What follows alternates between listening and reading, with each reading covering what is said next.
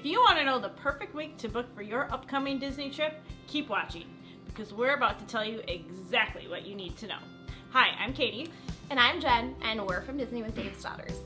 We've been going to Disney since we were little girls, and now we're taking all of our dad's secrets and we're sharing them with you. If you're planning your first Disney World trip, one of the first things you're probably trying to figure out is when you should go.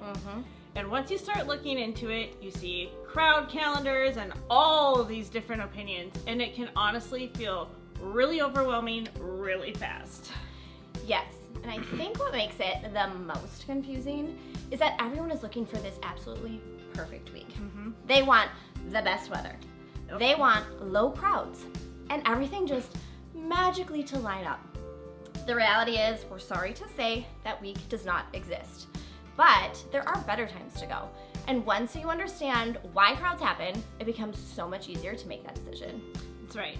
The biggest thing to understand, especially if this is your first Disney trip, is that Disney crowds are actually pretty predictable. The number one driver is school schedules. So, anytime kids are out of school, summer break, spring break, Christmas break, that's when you're gonna see the biggest crowds. And with 6 kids between the two of us, unfortunately we know that's true. We wanna go when our kids are off of school, but it's just not a good time to go. Other times that are bad to go are holiday weekends, which I don't think people always remember. So times like Memorial Day, 4th of July, all those times can be a lot busier because people are turning those into longer trips. Don't forget there's other 3-day weekends like President's Day, which also get higher traffic. President's Day always sneaks up on people. Then there are other things that can impact crowds that aren't as obvious, like runDisney race weekends. Those bring in a lot of extra people.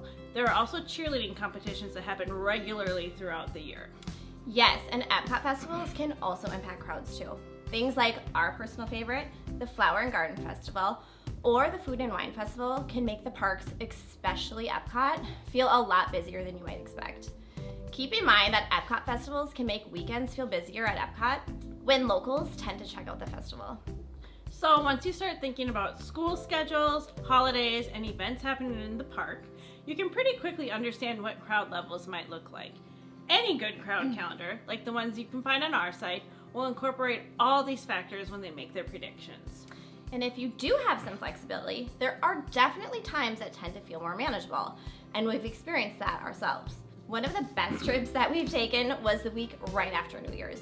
The holiday crowds had just left, and it felt so calm compared to what you might expect. Yeah, that trip was amazing from a crowd standpoint, but it's also a great example of how there are always trade-offs, because it was cold. So cold. Like, we were wearing winter jackets in Florida, which is not what most people picture for Disney. Especially coming from Minnesota. We did not want to wear our winter jackets. It was awful. We've also gone in October a couple times, and honestly, that's been our favorite time overall. The crowds have felt really manageable, the parks are decorated for fall and Halloween, and it just feels so much fun. One of those October trips was a little stressful at the end because of a hurricane coming in, so that is something to be aware of with fall travel. But leading up to that, the parks felt great. Not empty, but they were very doable, and especially if it's a first-time trip for you, that's a great time to go. And then we've done a few adult-only trips in April, which we've loved for a totally different reason. The EPCOT Flower and Garden Festival is happening, the weather is so nice, and even though it's not the lowest crowd time, it just feels like a really enjoyable time to be there. On the flip side, we've also experienced some of the busiest times, and I think it's really important for first-timers to understand what that actually can feel like. Yeah, part of our family went between Christmas and New Year's, and it was honestly one of the most crowded experiences we've ever seen at Disney. We're talking really long lines, packed walkways, just overall a much more stressful feeling day. My kids were so overwhelmed. And it was chilly. And it was cold. And what you'll see during peak times like Christmas, spring break, summer, and those big holidays like the 4th of July, it's not just a little busier, it's a completely different experience. Yeah, unfortunately.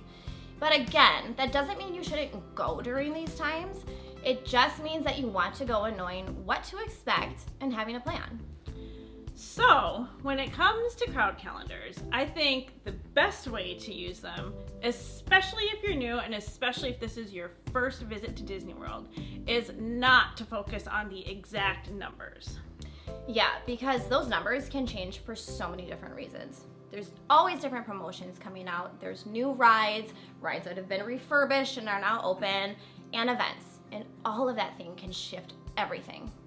So instead, use these crowd calendars to understand general patterns. Look for busy seasons, lighter seasons, and special events. And know what's happening at Disney World during your trips, like holiday parties that they have in Magic Kingdom during Christmas and Halloween. Yeah, that's a big one. And honestly, if there's one thing we wish every first-time Disney family knew, it's that how you plan your day matters more than the exact week that you choose. Yeah, because Disney is never going to be completely empty. That's just not realistic anymore. Sadly. But what is realistic is creating a trip that feels smooth and really enjoyable if you plan it well. If you get there early, prioritize your must-do rides, avoid those peak midday hours, and have a loose plan going in, it can feel completely different, way less stressful, and way more magical. Which is what we're after. So to recap, if you're planning your first Disney trip, don't stress about finding the perfect week because it really doesn't exist. Focus on understanding when crowds tend to be higher or lower, what trade-offs you're okay with, and then build a simple plan from there. We'll link our full crowd calendar guide below if you want a deeper breakdown of what a year looks like at Disney. Yeah, and just so you know, this is just the first part of our First Time Disney series, so make sure you're following along. We're going to walk you through every single step of planning your Disney vacation. Cheers to the magic. See you next time.